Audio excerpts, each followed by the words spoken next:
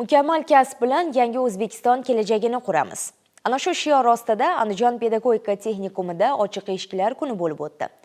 Unda ishtirok etgan umumta'lim maktabi bitiruvchilari texnikumda o'qitilayotgan kasblar bilan tanishtirildi. E'tiborlisi, yangi o'quv yilidan mazkur dargohda ta'lim oladiganlar qo'shimcha imkoniyatga ega bo'lishadi.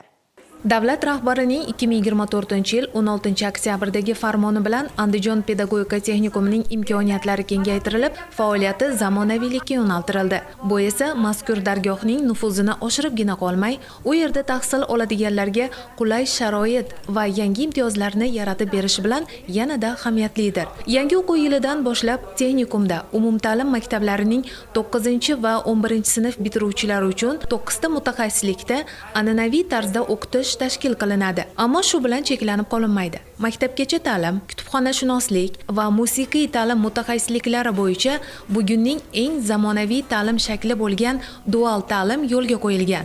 Unda ishdan ajralmagan holda, ya'ni 4+2 shaklida 4 kun ish joyida amaliy, 2 kun texnikumda nazariy bilimlarni olishadi. Barchamizga ma'lumki, O'zbekiston Respublikasi Prezidentining 2024-yil 16-oktyabrdagi kasbiy ta'limda malakali kadrlar tayyorlash tizimini yanada takomillashtirish va xalqaro ta'lim dasturlarini joriy qilish chora-tadbirlari to'g'risidagi 158-sonli farmonida Andijon pedagogika kolleji Andijon pedagogika texnikumiga aylantirildi. Shu munosabat bilan texnikum 2025-2026 o'quv yili uchun bir necha yo'nalishlarda 9 va 11 sinf bitiruvchilarini o'qishga qabul qilish imkoniyatiga ega bo'ldi. Asosan texnikum maktabgacha ta'lim, musiqiy ta'lim, jismoniy tarbiya, kutubxonashunoslik, kompyuter operatori, tasviriy san'at, oshpaz, tikuvchilik kabi qator yo'nalishlarda o'zini mutaxassisliklarini ochgan. Bugungi kunda ta'lim muassasamizda 800 ga yaqin o'quvchilar tahsil olayotgan bo'lsa, 2025-26 o'quv yilidan boshlab mana shu ta'lim muassasamizga 9 va 11 sinf bitiruvchilarini targ'ibot qilish maqsadida bugun ta'lim muassasasida katta ko'lamda ochiq eshiklar kuni tadbiri o'tkazildi.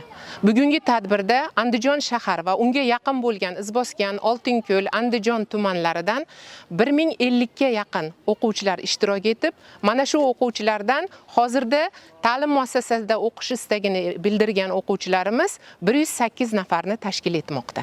Yana bir yangilik, yangi o'quv yilidan e'tiboran texnikum Andijon pedagogika institutining klaster asosida faoliyat yuritadi. Bu mazkur dargohni tamomlaganlarga oliygohda 2-3 bosqichlardan o'qishni davom ettirish imtiyozini beradi. Mazkur yangilik va o'zgarishlar haqida ochiq eshiklar kunida ishtirok etgan 1000 dan ziyod bitiruvchilarga batafsil ma'lumotlar berildi. Bu esa ularni shu yerda o'qishga bo'lgan qiziqishlarini oshirib yubordi. Ta'lim muassasasida kunduzgi ta'limdan tashqari bugungi kunda davlatimiz tomonidan alohida e'tibor berilayotgan dual ta'lim shakli alohida e'tiborga sazovordir.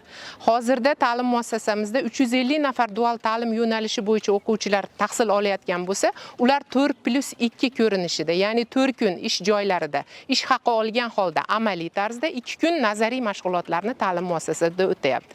Bu jarayonni biz yanagi o'quv yilimizga ham mana shu yo'nalishlarda 1000 dan oshiq o'quvchilarni qabul qilish istagini hozirda vazifani o'z oldimizga qo'yganmiz. Men Andijon shahar 36-umumta'lim maktab o'quvchisiman. Men Andijon shahar pedagogika texnikumga keldim. Bu yerda juda ko'p yo'nalishlar bor ekan. Men kelajakda kutubxonashunoslik yo'nalishini tanladim va shu yerda o'qishni niyat qildim. Bir kunning o'zida 156 nafar yosh texnikumda o'qish istagini bildirib, ro'yxatdan o'tdilar.